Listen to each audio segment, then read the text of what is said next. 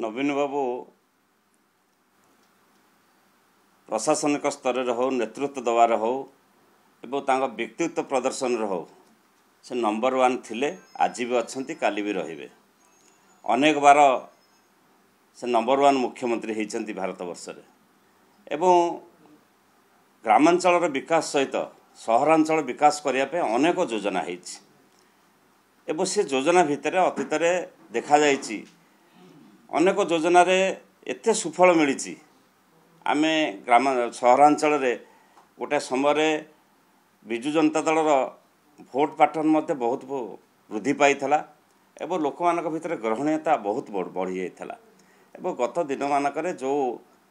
योजना सब से करते से मुक्ता योजना ठार आरंभ करी बस्तीर उन्नयन योजना ठार आरंभ करी बस्ती योजना रे भारत में 1 नंबर योजना होता ये सबु क्षेत्र में ओडिशा बहुत पारदर्शिता लाभ करथिला एवं तार सुफल ओडिशावासी पाइछंती एवं आज मध्य शासन व्यवस्था परिवर्तन होते मध्य जो योजना सब होती से योजना आगामी 5 वर्ष पर्यंत ता सुफल ओडिशावासी पाइबे जहाको मार्केटिंग करिया पई शासक दल चेष्टा अछि महिला मानक पई ओडिशा रे जदि कहीं योजना करिथाय केवल नुह तांकु जदि के सशक्त करिथाय महिला जातिटा को जदि किए दांडे सम्मान सहित छिड़ा करिथाय सी होचंती आमर प्रिय पूर्वतन मुख्यमंत्री नवीन पट्टनायक एवं तांको समय रे महिला मानकर जो विकास होईची सामग्रिक विकास एवं से जो विकास होईची सेटा सारा भारत वर्ष दृष्टि आकर्षण करितला एवं ईर्षणीय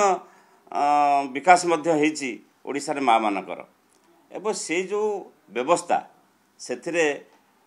ओडिशार महिला जाति ऑलरेडी सशक्त हो सारी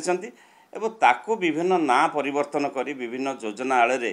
जो प्रचेष्टा करुच्ची वर्तमान शासक से सफल हेबे माँ मैंने जानी तांको जे सम्मान देता से होचंती नवीन पट्टनायक।